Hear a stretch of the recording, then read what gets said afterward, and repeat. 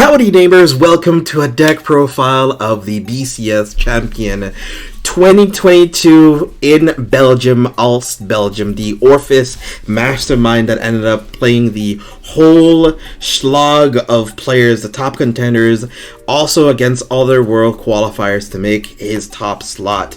How you doing, Tapa King? One of our awesome community members. Welcome. Thank you for taking out your time to do this for us. I am good and still really tired because I slept horrible.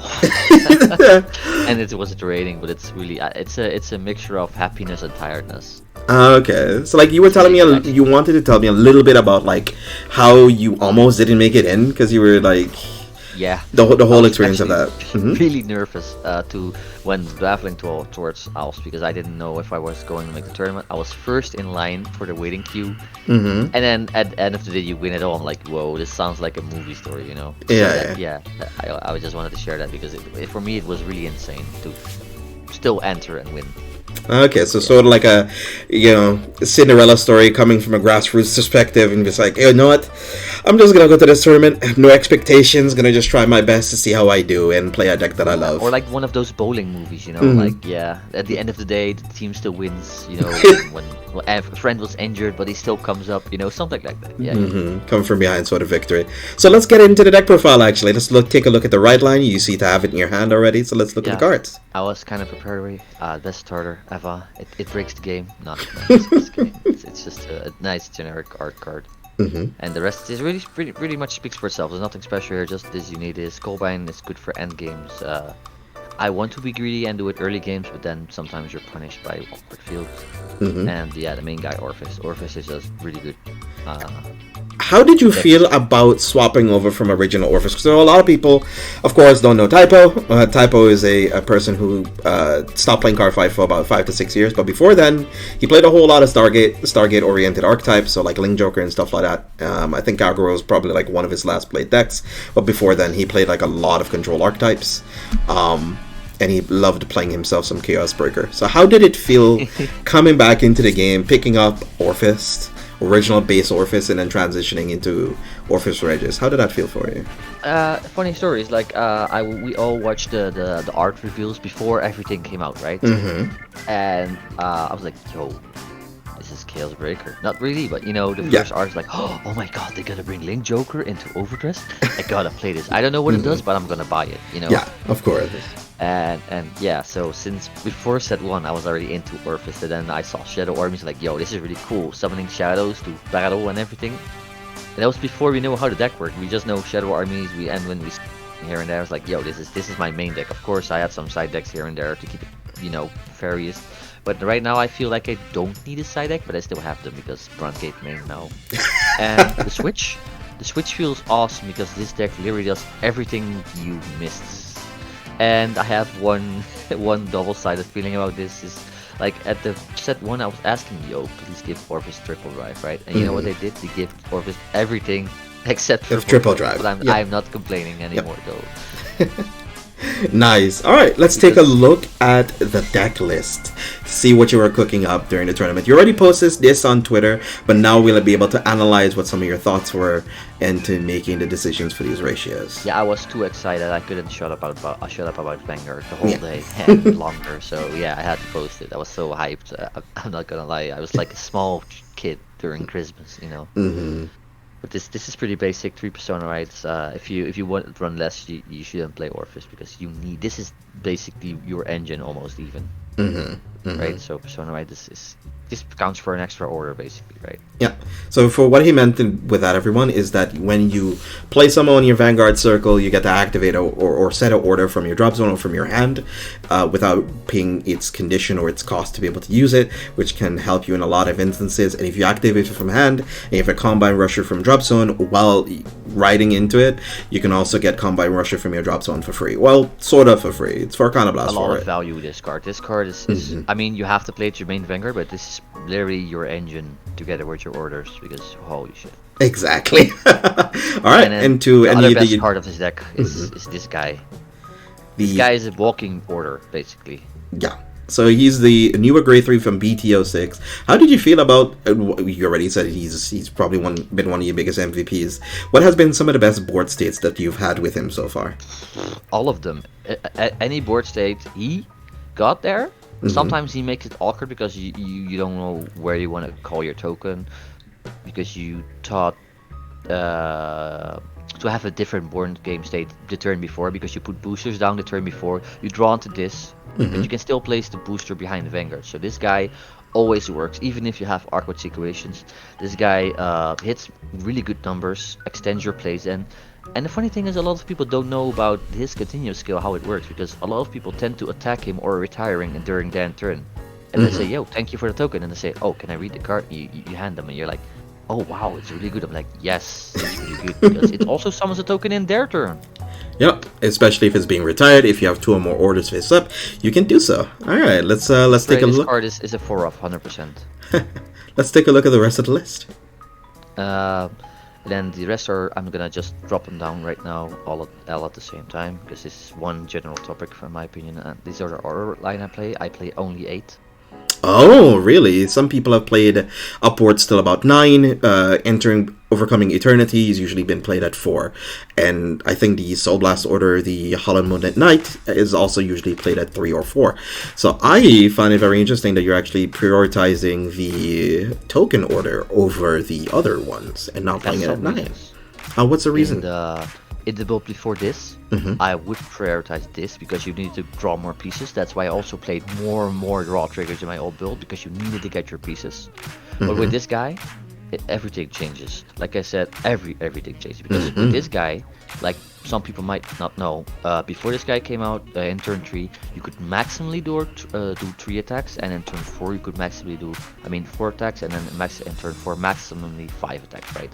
But this guy makes sure you can make your turn 3 turn into a grade 4 turn, or not grade 4 turn, with only just 3 orders. So yeah, this guy does a lot.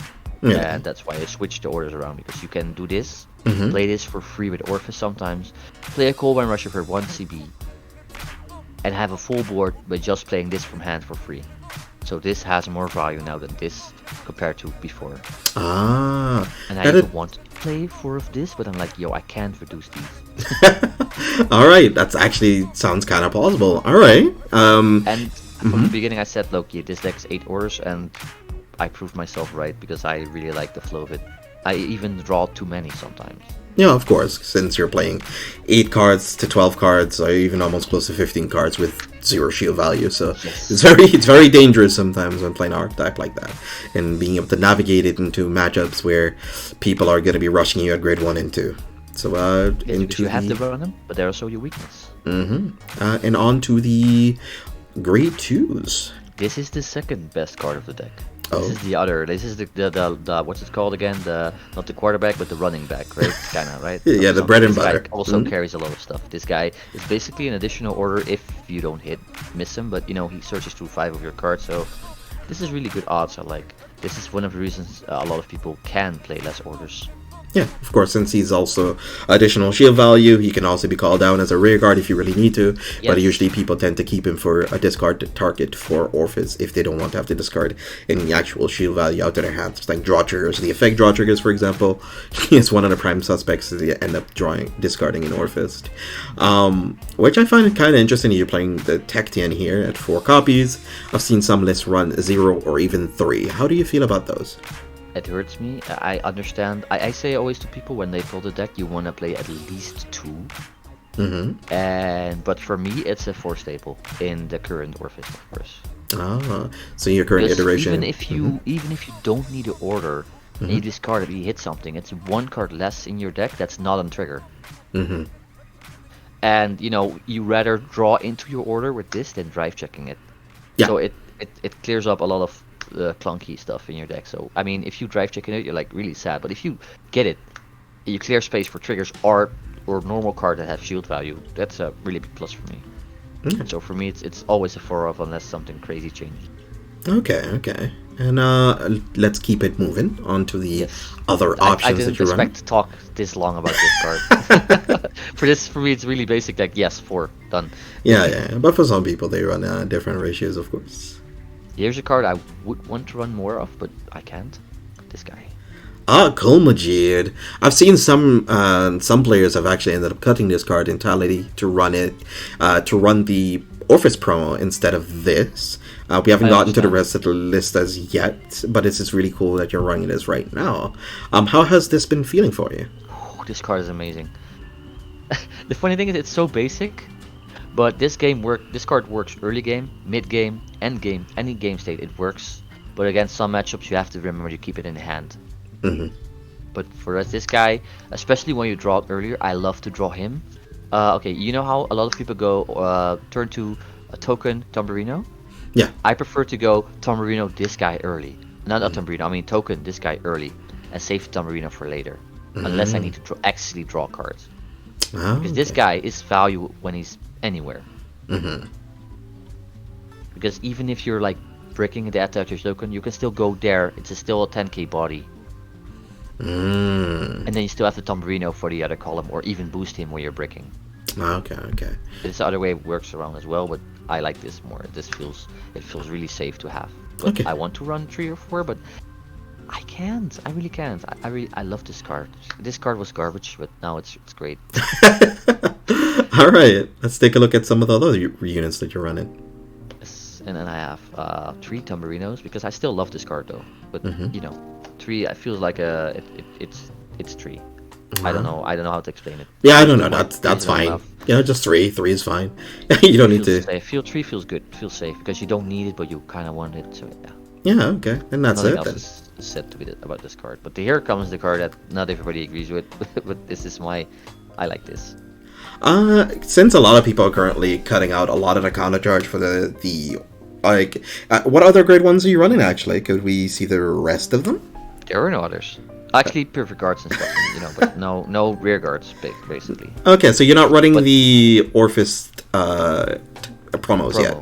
No, I don't have them. And the other thing is, I don't know what I want to take out. Because the funny thing is, I've been thinking about this card a lot, right? Because I play this deck a lot. I tier craft a lot during work when I have my space in my mind. And I'm working, but I have time to think, right? And I'm like, yo, I want to get rid of this card because I don't need it. But the thing is, when you go long, you want to have this, because you only need 1, and you can basically do counter charge the whole game. This card has intense value if you need it, but if you don't need it, it's like discard for right. It's like So most games you discard both, but I had games actually during the Swiss rounds when this card was amazing because you put it behind Vanguard, right? And if Vanguard, even with low order amounts, hits for really good numbers. And you can CC all the time. I think one game I used her 3 times. Oh, that's crazy. That's really good compared to having 3 Bubble Mines and drawing into them and using 15k shield from hand instead of 5k shield. So this card is uber value when you need it, and if you don't need it, you can discard it, right? It's just a discard for then. Okay. But and the promo, I don't know where to put it. Maybe I would play the promo. I would definitely play test, But Okay. Maybe the Kuma Jade will drop. Maybe C will drop. Maybe. I will keep this build. I'm not sure, but this works for now. Unless, normally then. Okay, and I think that's it currently for your main deck staples outside of the perfect guards, I guess, right? Perfect guards and triggers, but this is pretty stable. Just perfect guards and the order. This hasn't come up really much yesterday, but in other games we'll play testing, this kind of came up. Okay, awesome. I think maybe this came up once against Jiva. With guarding 2 or more from hand thingy. Oh, okay. Against the Garo. Yeah, okay. Yes, I forgot the name. I think I maybe used it once, or I thought about using it, but I didn't need it. It's one or the other. Okay, well that's good. No, I mean, it's better safe than sorry sort of situation, right? And yes. It's for perfect guards, and you're playing an archetype that even though you don't get any triple drives, and there's a lot of decks nowadays, especially with the new Chrono Jet premium deck that is currently going to be coming out for Overdress. It's an archetype that's also going to have triple drives as well, so that's going to probably come up a bit more often. So having yourself mentally prepared while playing this order is always going to be fantastic. Yes, and I wish I had it. I drew in it in top 4s and other games because I played against 3 Nirvanas a day, 1 Jiva, and 2 Mahar. So this would actually be handy against Mahar, but sadly enough, it didn't come to that. Hey, that's fine. Okay. You and know, then I'm not on complaining. to It was a good the day, so you know. yeah. I mean, yeah. Triggers are not too much to talk about, I think, because heal triggers. I think this is morely a meta call and a personal choice, right? Yeah, of course. The What W you are effect heal afraid of. triggers and the crits and stuff, because there's a bunch of archetypes that have a whole lot of crits in But Overdress at this the saved me moment. a lot. This saved me a lot. This worked, but I'm not gonna debate this. This is better or worse than other opinions because I feel like this is really a sensitive topic for some people. Yeah, yeah, of course. All right. But this personally, I love this card. But then OT is OT. I only run 6 crits though. This is what most people find different. 6 crit and 4 draw? Five Draw. draw. Oh, Yes. okay. So a bit more Because draw heavy since you need more pieces to draw into. This is nice. Yes, and I the thing is, I prefer most of the times I prefer getting a draw over a crit, so it's almost a 50-50 ratio, right? If you count this, it's basically both, so they're almost running. It's actually a 50-50 split, almost in that kind of right.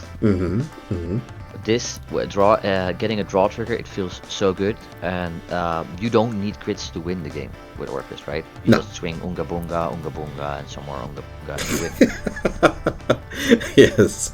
And a lot of times I'm like, yo, Persona right, drop draw trigger, swing, and it's not a lost card or something. It's just 5k shield. So yeah. Okay. So now Maybe I we've will change about this, but it works for me. I like 5 draw triggers. And now we've gotten a look at all of the stuff that you've concocted. Let's take a look, or not take a look. Let's talk quickly about the tournament. Let's get some of your feelings of how you felt about the event entirely. How was Belgium overall as an experience for you, going to a BCS in such a long period of time and ended up topping it and winning it? How was the feeling of it? How was the moment like? Holy shit! That's really hard to explain because I went through a roller coaster of emotions that whole day because I was really early in Alps because I was thinking, yo, let's go shopping, see the city, and then it was a national holiday, and I heard about the national holiday, but I didn't expect that everything was closed. So I was there at 3 o'clock in the afternoon. I had nothing to do. Everybody was arriving in the evening. Like, I guess I'm bored now. So that was my Friday, but it was still interesting. I walked some circles around the city to see stuff, and I actually went for some wine and nachos, so I was pretty good on Friday still after being boring. And Saturday I went up really early, stand in line for the whole, the story I just told you about not sure being playing, and then the whole day was like, yo, the relief of playing. I had a lot of fun. We laughed so much. The serious games, the not so serious games, everything was just fun. Joking around, laughing about triggers and stuff. So it was a really good and fun experience. Less serious than I expected. The hype I got when you go like 1-0, okay, cool.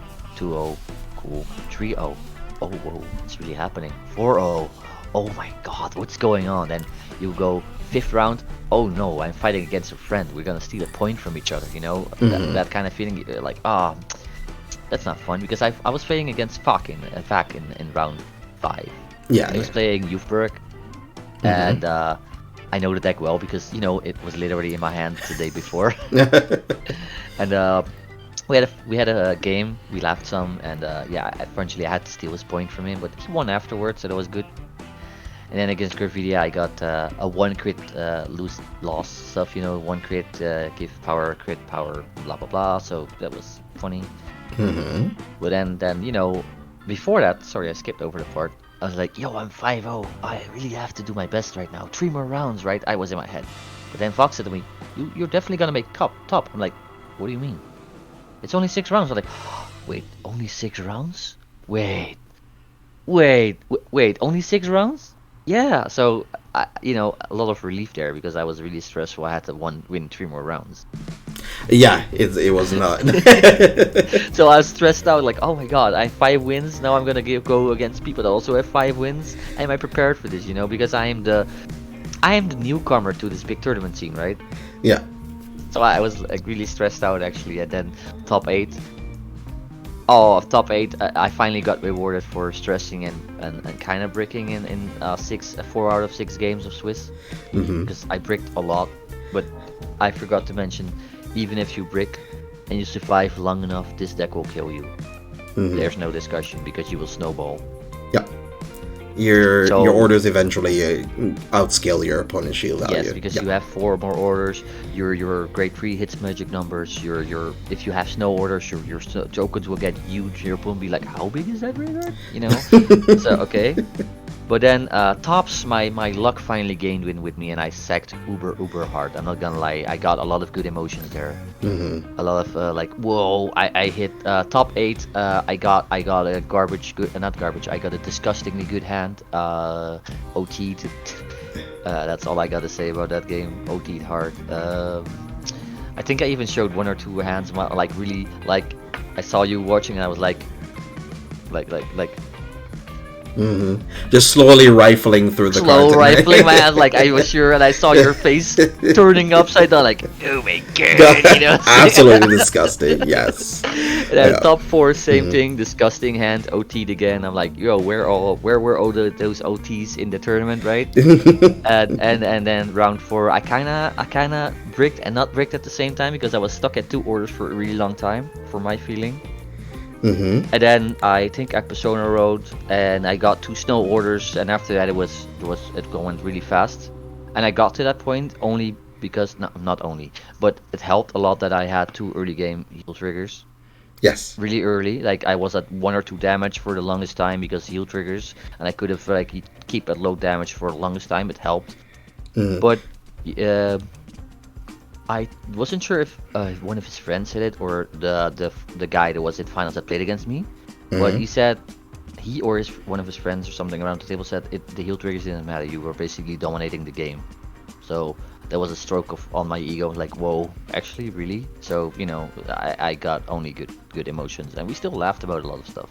And I had some really crazy games. So yeah, in general, yes, good stuff. Brandgate OT strong. Orfist also strong, and healing is strong. Yeah, I mean, flipping yellows does maketh man, I guess it would seem, but you also navigated the deck to a lot of success. So it's not all luck. Learning how to use that luck to turn a corner is very important indeed. I had a small list. Of shoutouts and things you want to get. I was just about to say that. Yes and no. This is that shoutouts I have in my head though. The list for what I was trying to say is like how I got to 6 rounds of Swiss was calculated risks, economic guard against card value valuation, and then just play to my best out. That's all I can say. That's literally all I did. I didn't block sec except during end game when I didn't matter too much, or I had 1 6th damage heal, but that was literally my best out, or I had no hand left, right? So yeah, that's I wrote this down because I would forget what I exactly meant, you know. But Gotcha. And the mentions, yeah, man, I have to shout out back because you know he borrowed my deck and he won with Scuffberg top 8. Yes, I'm gonna get Scuffberg. You can fight me on it. But it worked. He performed better than the actually build out Berg list, so that also says something about the player. In fact, strong. JJ, thank you for reminding me about the Wushi Discord though, because it helped me a lot. Because I don't know, I don't think you saw all my games, but I think I played like 100 games in like 1 month. Wow. Yes. That's crazy. I thought, again, thanks to you reminding me about the Discord, I actually got in enough games against almost all the decks. I don't think I faced against Bruce, regular Ragnarok on there, and something else, but almost every other deck out there I faced against, so I was really prepared. Okay, that's good. So, so like half of that LA trip is actually mine. I mean, I'm half a champion. In spirit, yes. In spirit, man, because you know I gotta flex a little bit. You know, this thing is here. You know, yeah, this thing is here. So that's half mine. Just saying. You know. No. It doesn't say assistant. It says champion, man. You know. Sorry, but I gotta flex a little bit because I'm actually really proud, man. That's good. Well, congratulations, Typo King, on your achievement. See you in LA when you get back. See you in Netherlands. We'll be hoping you'll be carrying the flag and representing the country and doing really well for us in Overdress. Thank you so much for this interview. In other words, I love you. In other words,